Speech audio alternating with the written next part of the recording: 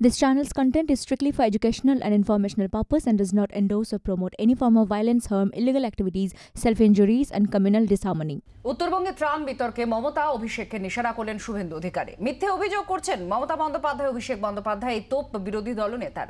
ওরা মিথ্যেবাদী, পিসি মিথ্যেবাদী, ভাইপো মিথ্যেবাদী। 9 তারিখ ত্রাণের অনুমতি পেয়ে গেছে, 12 তারিখ হাওয়া গরম করছে যে অনুমতি দেওয়া হয়নি।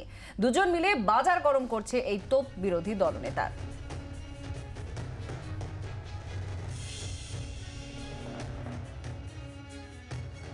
মিথ্যাবাদী তো পিসিএই মিথ্যাবাদী, তার ভাইপোটাও মিথ্যাবাদী।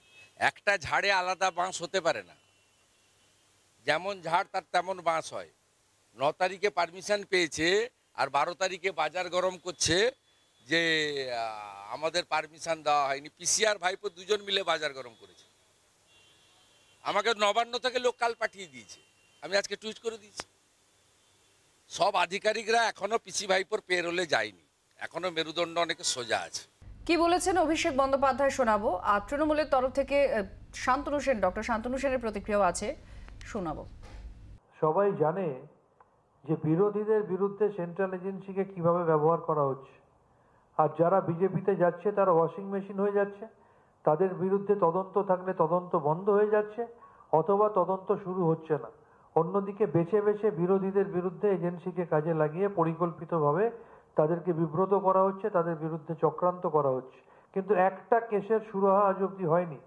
একদিকে মিডিয়া ট্রায়ালের মধ্যে দিয়ে সামাজিক সম্মানহানি হচ্ছে, অন্যদিকে দীর্ঘদিন জেলে রেখে দিয়ে কোনো কিছু প্রমাণ করতে পারছে না বলে মহামান্য আদালতকেও বারবার প্রশ্ন করতে হচ্ছে যে আপনাদের এই তদন্ত কবে শেষ হবে।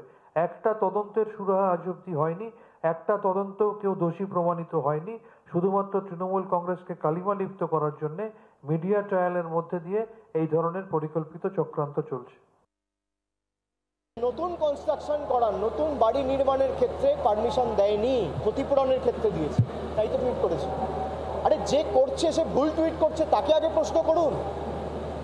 আমি আপনার প্রশ্নের উত্তর এখানে দাঁড়িয়ে দিচ্ছি, কিন্তু যে টুইট করছে তার তো কোনো ধারণাই নেই কি টুইট করছে, খালি বলতে হবে বলে বলছি।